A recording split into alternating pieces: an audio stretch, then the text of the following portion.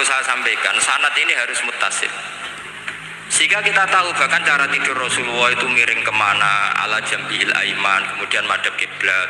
Sebelum tidur beliau wudu, sebelum tidur lagi baca subhanallah 33 kali, alhamdulillah 33 kali, Allahu akbar 33 kali. Sebetulnya wiridan itu sanad paling kuat itu tentang mau tidur. Meskipun ada riwayat dibaca setelah apa? Sholat. Jadi makanya kita al-jam'u baina riwayaten, habis sholat ya baca itu, mau tidur ya baca itu. Nah, sebetulnya habis sholat sama mau tidur tuh ngeri mau tidur, karena ini kan pemanasan mati, pelatihan mati. Karena satu kondisi yang Anda sudah tidak bisa ikhtiar. Tapi kayak apa Rasulullah? Justru kita kondisi yang nggak bisa ikhtiar itu pesannya Nabi apa? Kamu baca ini. In mutta kata Nabi, ada yang baca in mitta. Kalau mau berpikir potensi paling ngeri, bahaya paling ngeri adalah orang mau tidur, karena di situ kita tidak bisa apa-apa. Cara musuhmu mangkel bekku ya karek nyembelih. Cara bojomu mangkel bekku ya karek ngobong kok ini TV ini. Anda usah merasa tidak akan mengalami itu, ya insya Allah enggak itu. Tapi dengan melihat di TV semua potensi itu ada. Untuk kowe turu ning kendaraan tangis-tangis ning akhirat. Takoi Gusti kalau mau akhirat mau kecelakaan. Nah, justru mau tidur itu Nabi itu unik, kelihatan bahwa ada nubuah, ada kenabian yang luar biasa. Kalau mau tidur ada nubuah, ada kenabian yang luar biasa. Kalau mau tidur itu ada wiridannya. Saya termasuk orang yang fanatik baca wiridan sebelum tidur. Jadi jangan kira kalau Selasa sholat jarang wiridan, nggak punya wiridan di tempat lain, itu sangat suudzon yang menyakiti. Saya punya cara sendiri untuk ingat Allah itu, terutama mau tidur. Sampai istri saya itu protes, Gus nak bersolat atau mau nyekel tasbih abdi tidur. Saya punya tasbih lupa jumlahnya, semuanya di kamar tidur. Ini sekaligus ijazah, entah pamer kebaikan tidak tahu saya. Pokoknya sudahlah husnudzon saja. Suudzonu iblis. Karena mau tidur saya pikir kalau tahu-tahu saya bangun terus ketemu mungkar nakir terus kayak apa. Sehingga Rasulullah itu ngajari kita luar biasa. Bismika wa du'tu jambi wa bismika arfa'u. Kalau mau tidur doa populernya apa? Bismika Allahumma ahya bismika amut. Hafalnya gitu tok. Saya hafal banyak. Allahumma rabbas samawati sab'i wa rabbal arsyil azim rabbuna wa rabbu kulli syai' falikul habbi wan nawa. Allahumma antal awalu falaysa qablaka syai' wa antal akhiru falaysa ba'daka syai' wa antal zahiru falaysa fawqaka syai' wa antal batinu falaysa dunaka. So, itu tak baca sampai tidur. Saking kadang takutnya sama Allah, akhirnya nggak bisa tidur. Kadang sampai setengah 4 apa terus tidur baru setengah jam terus subuh. Jadi kalau melihat tren itu kayaknya saya bakat wali gitu. Kalau trennya seperti itu terus.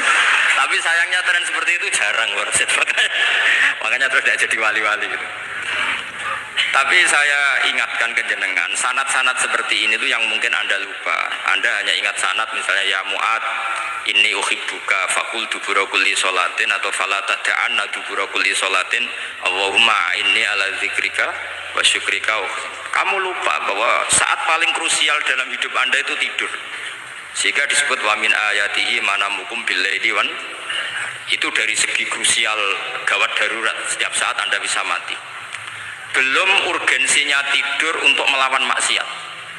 Itu kalau kamu hidup di kota Demak atau kota Semarang, bener kepikiran niklap atau wong ayu-ayu sing ning terminal ning gone dalan-dalan, itu satu-satunya cara itu hanya tidur.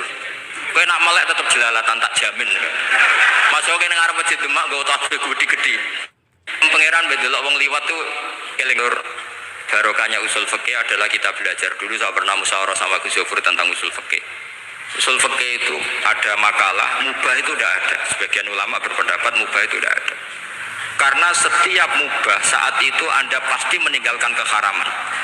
Izma min mubahin illa wa yatahaqqaqu bihi tarku haramim. Tidak ada kemubahan kecuali saat itu kamu meninggalkan keharaman. Anda tidur berarti Anda taroktal maksiat. Anda tidur berarti Anda meninggalkan maksiat. Enggak nyolong, enggak dugem, enggak zina, enggak maling, enggak ngerasani orang. Jadi tidur itu anggap saja ya Rob, ya Allah saya mau tidur. Tidur itu ibaratun antar kil ma'asi.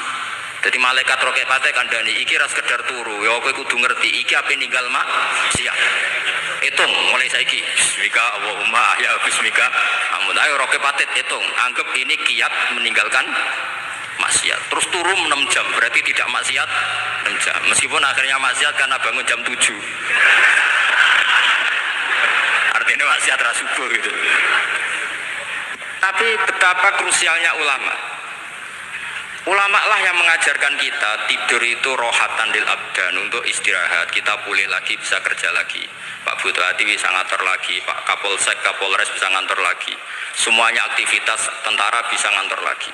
Memulihkan kekuatan itu ibadah. Meninggalkan maksiat karena tidur juga ibadah. Tidur saja ibadah. Ini barokatnya umatnya Rasulullah Shallallahu Alaihi Wasallam. Senyaman itu. Coba kalau kamu jadi umatnya Nabi lain, wah itu beratnya bukan main.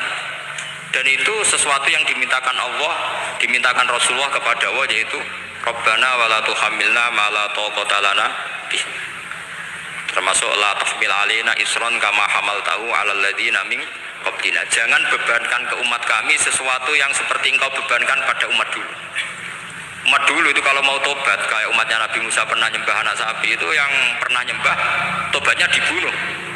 Liyaqtulal bari'u minkum al mujrima, yang terbebas dari menyembah anak sapi disuruh bunuh yang pernah menyembah anak sapi. Fatubu ila bari'ikum faqtulu anfusakum. Mau beratnya kayak apa? Kalau orang sekarang tobat cukup suan Pak Rosid, salami template 100.000, dipandu caranya tobat, diwari istighfar.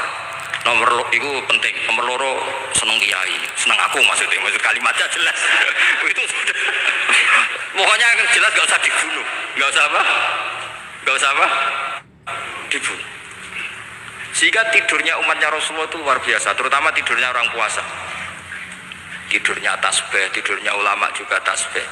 Karena dengan tidur itu kita tahu alamat kematian, di mana kita masih di dunia saja punya kondisi di mana kita tidak bisa menentukan diri kita sendiri. Dan itu awal dari kita mengimani la haula wala quwata illa billah. Segagai koyok ngono ternyata ada kondisi di mana kita tidak bisa mengendalikan diri kita sendiri. Makanya disebut wa min ayati manamukum billaili wan nahar. Yang bisa menganalisis itu siapa? Ya ulama. Ulama kau tahu karena punya sanad musalsal ila Rasulillah sallallahu alaihi wasallam.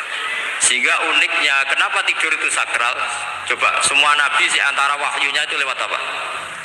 Semua nabi di antara wahyunya lewat apa? Tidur, lewat mimpi. Inni ara fil manami anni atfahuka fangzur madza tara. Maka mimpi ini harus dikelola secara baik, yaitu kalau kamu mau tidur, wudu dulu, terus baca tasbih, terus tinggalkan semua dunia, anggap saja ini pemanasan kematian. Itu insya Allah mimpinya sip pokoknya. Paling dikejar-kejar Dajjalnya kecemplung kali, insya Allah.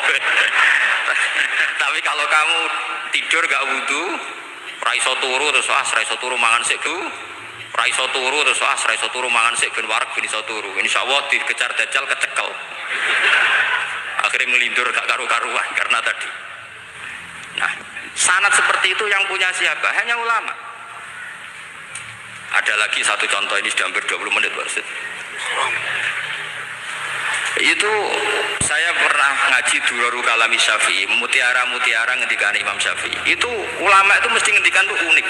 Tadi saya sudah cocokkan sama Bupati, tak tanya, Pak Bupati, saya ini punya ilmu dari Bapak, mungkin pas untuk jinan pakai. Kata Bapak, urip iku padha wae, ngadepi kanca mek musuh padha wae, malah kadang ribet kanca. Dulu saya itu iskal itu janggal. Tapi setelah ngaji Duraru Kalami Syafi'i yang ada di Muqaddimah kitab Majmu', Muqaddimah Syarhul Mu'adzab Imam Nawawi, Imam Syafi'i nak ngendikan gini, man ahsana ilaika faqad qayyadaka. Wong apiki kowe nyancang kowe. Kaya Pak Rosid itu apian mbak aku. Ngerti sarang sowan mampir gayane apian. Jebule nyancang. Awas nara teko ning Demak. Itu faqad qayyadaka, nyancang kowe. Tapi waman asaa ilaika faqad atlaqaka. Wong sing eleki kowe iku penak bebasno kowe. Kowe tau diutangi wong kancamu ta musuhmu? Sing biasa utang kowe lho. Kanca. Kowe numpak mobil ketemu musuhe nak ra usah nawani, nak ketemu kanca monggo bareng. Sing ngel-ngelo kowe kanca ta musuh? Artinya gini, kanca ya barokah, nggo perjuangan, musuh ya barokah mergo ora tau utang. Jadi segampang itu ulama melihat kehidupan tuh. Man ahsana ilaika faqad qayyadaka wa man asaa ilaika faqad atlaqaka. Jadi akhirnya kita hidup itu berkah terus. Di konco ya enak kados kula di konco Gus Yofur, nak kula boten saged fikih musyawarah, ra iso tasawuf musyawarah. Di konco Pak Rosid, konco rai sederhana. Pokoknya duit. Tadi kurang contoh. Kalau rai Arab kan enggak sederhana, Pak. Wajahnya mewah terus. Ekonominya juga sederhana. Saya sama Arsyad sama-sama gak kaya. Jadi ada nyotokan kan Gus Zofur sama Gus Baknya ngebis. Memang saya sering sama Gus Zofur ngebis sampai sekarang masih sering. Bukan karena miskin yang jelas itu pilihan itu. Jadi ulama itu segampang itu melihat kehidupan. Saya termasuk kiai muda yang nggak takut mati, bukan karena yakin di surga gitu, karena saya sering baca berdoa. Allahumma ya Allah, kata Rasulullah, kamu harus berdoa, ya Allah, ij'alil hayata ziyadatan li fi kulli khairin wal mauta rohatan li min kulli syarrin. Mungkin sekarang kita ada zina, mungkin sekarang kita ada korupsi, mungkin sekarang kita ada maling, tapi potensi itu tetap ada. Yang bisa ngakhiri itu apa? Kematian.